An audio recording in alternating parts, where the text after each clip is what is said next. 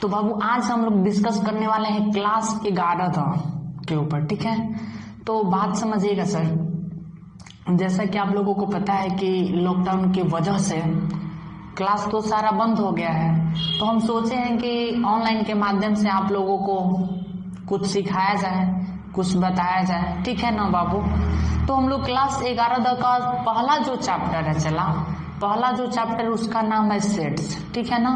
तो पहला चैप्टर को हम लोग पढ़ेंगे, ठीक है ना। जैसे कि आपको हम एक बात बता देना चाहते हैं सर कि इसका जो सिलेबस है, इसके सिलेबस का एक हम वीडियो बना के डाल देंगे, ठीक है ना। तो सिलेबस का तो वीडियो हम डाल देंगे, लेकिन जो पहला जो चैप्टर है सेट्स, जिसको कि हिंदी में कहा जाता है समूचे, ठीक है ना, तो उस पार्ट को हम लोग डिस्कस करेंगे। और हाँ, उस पार्ट को डिस्कस करने से पहले जो इसका थ्योरी है उसको हम लोग देखेंगे, ठीक है। जैसा कि बाबू थ्योरी का मतलब ये होता है कि जो हम लोग पहला जो चैप्टर है, पहला चैप्टर में जितना फार्मूला आएगा उस फार्मूला को हम लोग समझेंगे, ठीक है ना।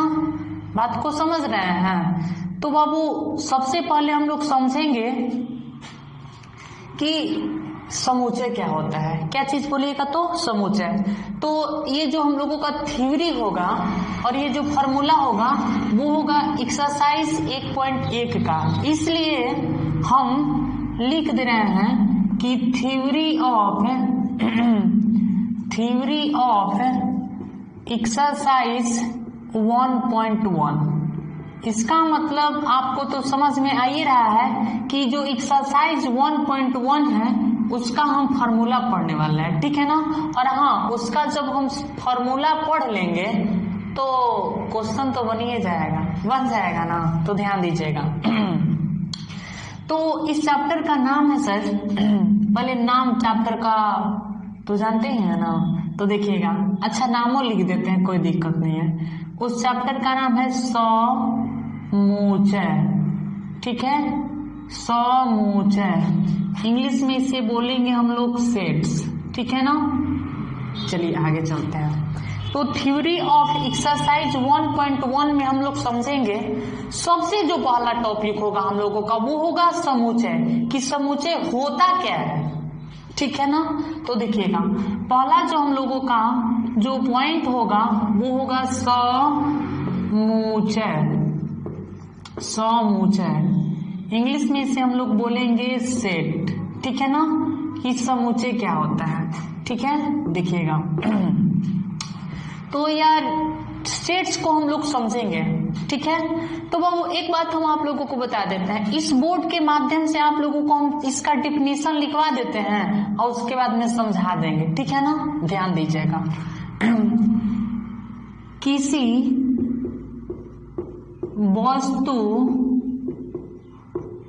वस्तु का सुपरिभाषित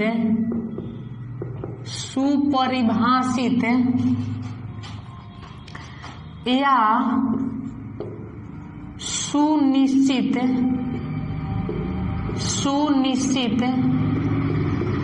संग्रह को समूचय कहते हैं। क्या कहते हैं? समूचय। यानी किसी वस्तु का सुपरिभाषित या सुनिश्चित संग्रह को समूचय कहते हैं। सुपरिभाषित कहिए या चाहे सुनिश्चित कहिए, दोनों बतिया का होता है, एक ही होता है। तो यहाँ पे हम लोग समझेंगे कि सुपरिभाषित या सुनिश्चित क्या होता है। देखिएगा, इसका हम अर्थ बताते हैं। सुनिश्चित का मतलब ये होता है सर कि कोई वस्तु है, इधर उधर बिखरा हुआ है, तो उस वस्तु को हम लोग एक जगह पर इकट्ठा कर देते हैं, मतलब कलेक्शन कर देते हैं, तो उसको हम लोग क्या बोलते हैं? सुपरिभाषित या सुनिश्चित बोलते हैं। ठीक है, बात को समझ रहे हैं? एक बार पुनः समझा देते हैं। बहुत सारा वस्तु इधर उधर बिखरा हुआ है, उन बहुत सारा वस्तु को अगर एक जगह पर अगर कलेक्शन कर देते हैं तो उसको हम लोग क्या बोलते हैं, सुपरिभाषित या सुनिश्चित बोलते हैं। ठीक है, बात को समझ रहे हैं। इसका हम दूसरा डिफिनीशन समझते हैं, या इसका दूसरा डिफिनीशन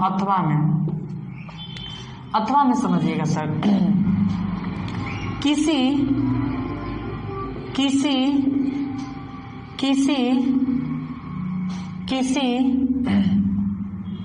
संख्या या अंक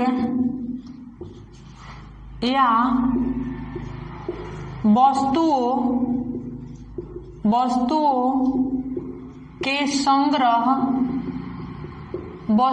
संग्रह को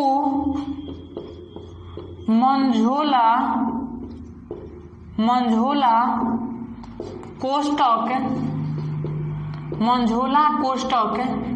कोष्टक का मतलब समझ रहे हैं ना। ई होता है छोटा का, आहई होता है मंझोला का, आहई होता है बड़ा का। ठीक है ना, तो यहाँ पे लिख देते हैं मंझोला कोष्टक, ठीक है, के अंदर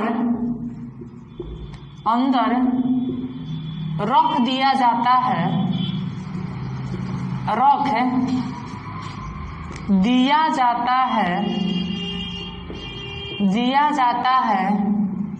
तो उसे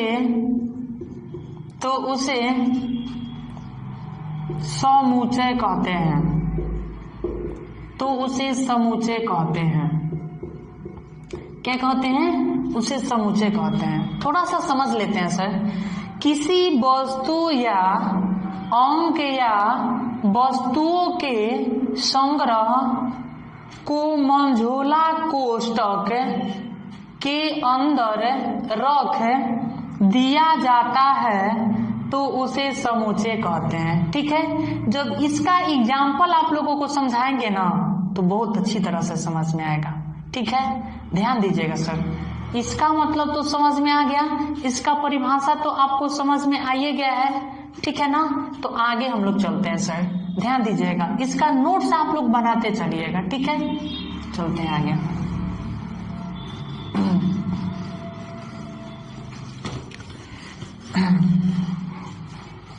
ध्यान दीजिएगा, स्टार मारिएगा, स्टार। आजकल स्टार मार रहे हैं ना, ध्यान दीजिएगा। स्टार में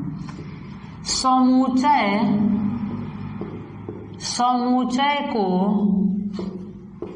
अंग्रेजी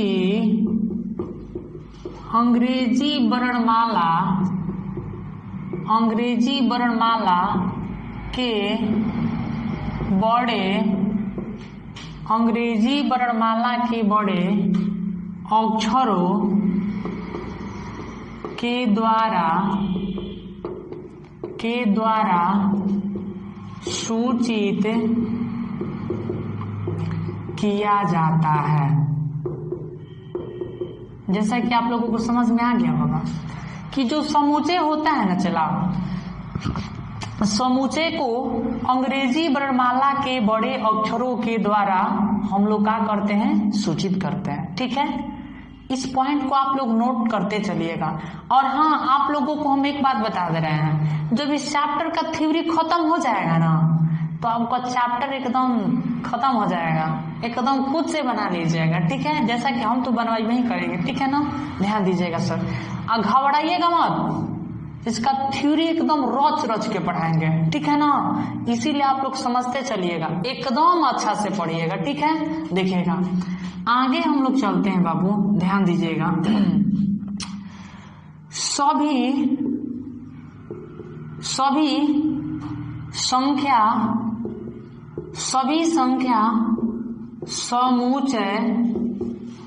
सभी संख्या समुच्चय होता है। आपको हम एक बात बता दे रहे हैं सर, दुनिया के कोई भी संख्या जो होता है ना वो समुच्चय होता है। ठीक है, तो इस पॉइंट को आप लोग नोट करते रहिएगा। ठीक है, यानी सभी संख्या जो होता है चला वो समुच्चय होता है। बात को समझ रहे हैं ना, अगला पॉइंट आप लोग नोट डाउन कीजिएगा।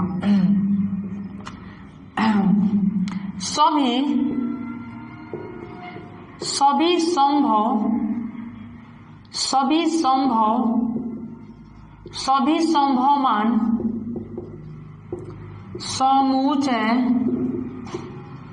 समूचय कहलाता है।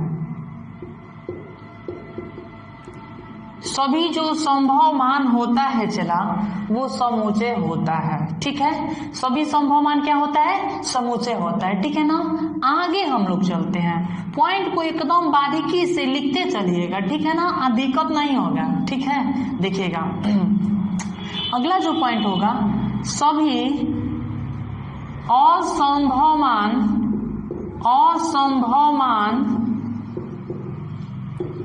समूचय नहीं होता है।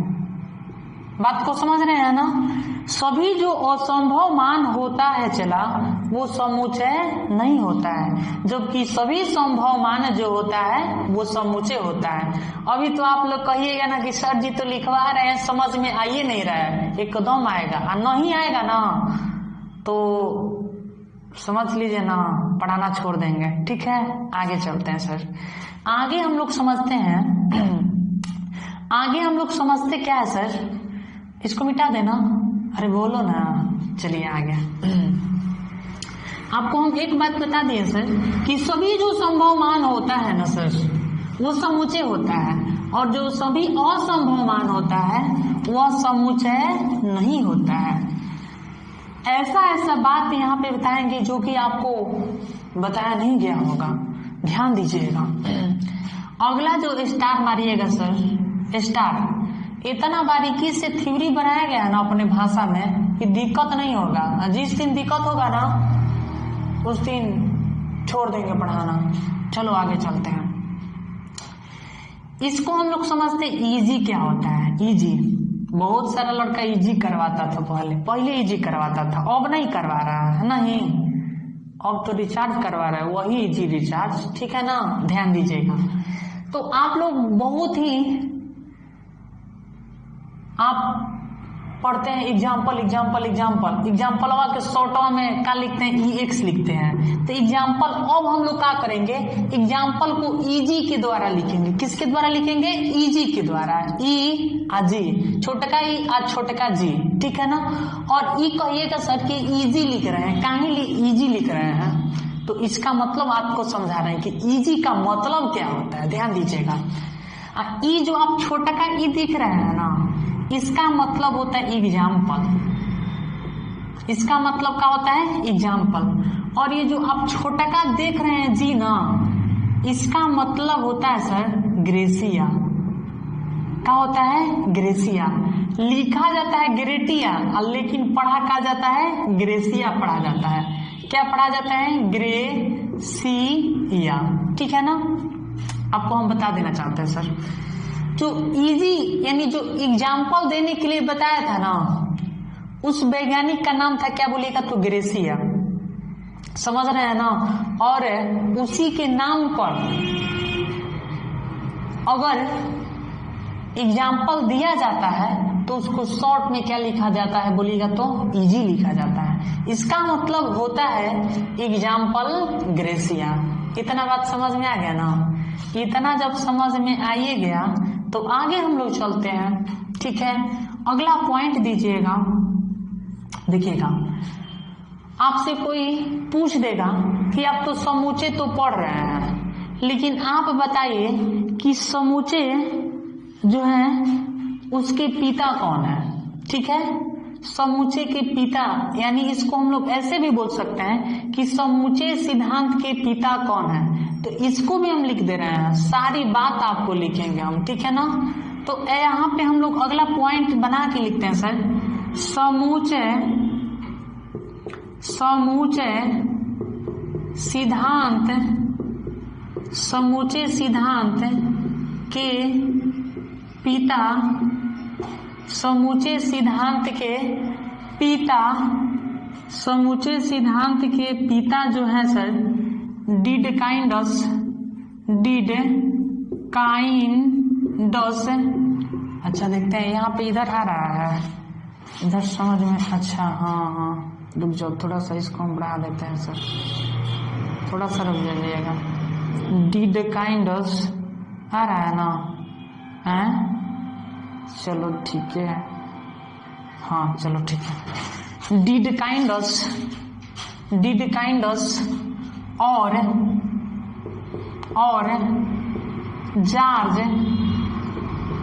जॉर्ज कैंटर को कहा जाता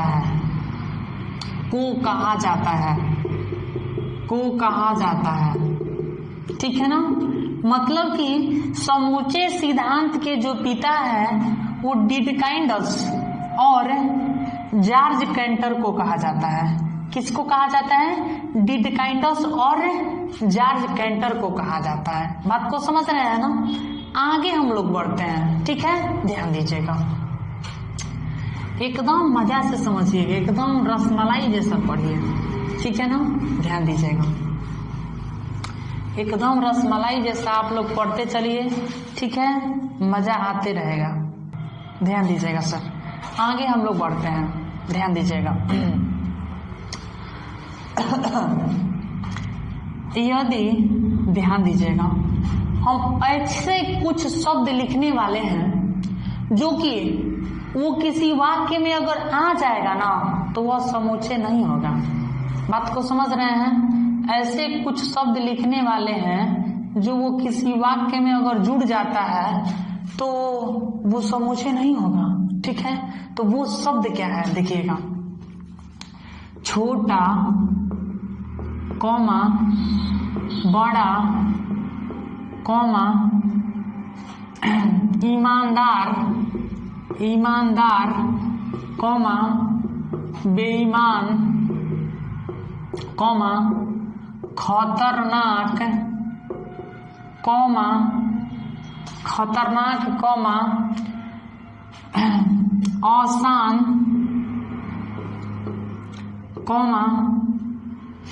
आसान कॉमा कठिन कॉमा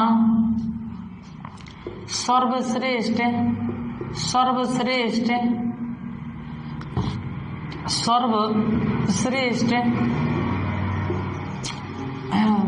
कॉमा सुंदर कॉमा खराब सुंदर कॉमा खराब कॉमा उसके बाद में आपके पास में आ जाएगा कठिन तो हो ही गया, आसान तो हो ही गया। उसके बाद मान लेते हैं नाटा आ गया, नाटा। उसके बाद में आ गया सुंदर खराब। हाँ चलिए ठीक है, कोई दिक्कत नहीं, और ही शब्द आ सकता है। यहाँ पे लिख देते हैं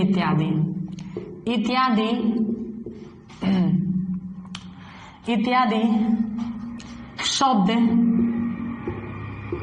गणित में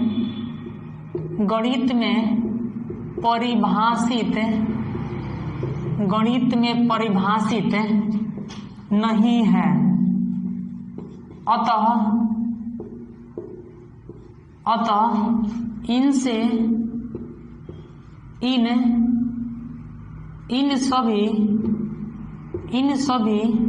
शब्दों से जुड़े वाक्य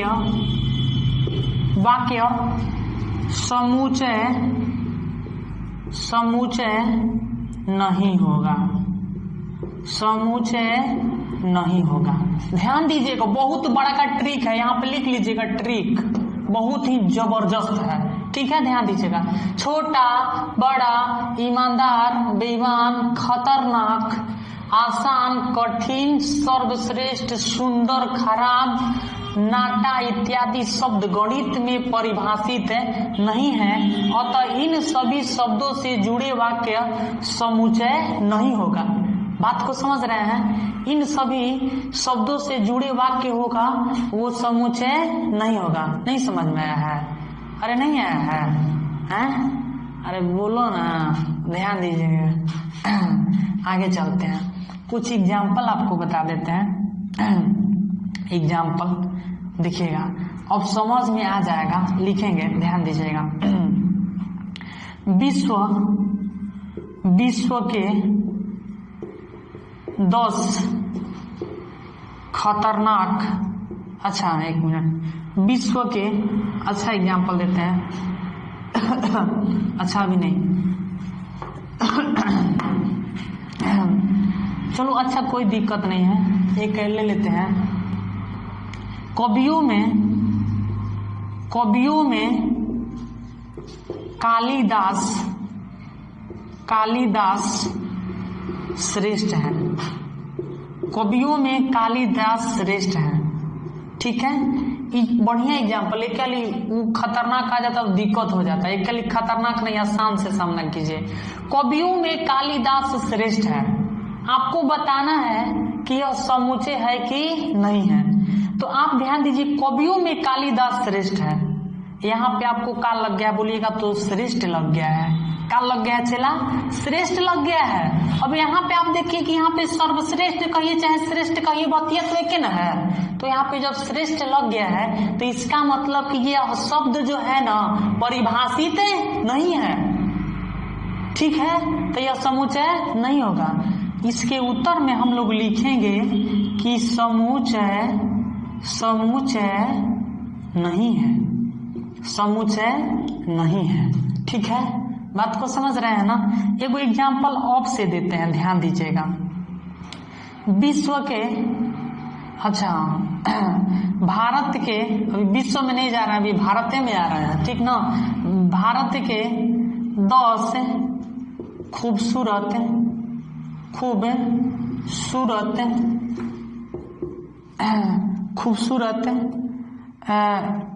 हीरोइन समझ रहे हैं ना। हीरोइन का मतलब होता है वीरांगना,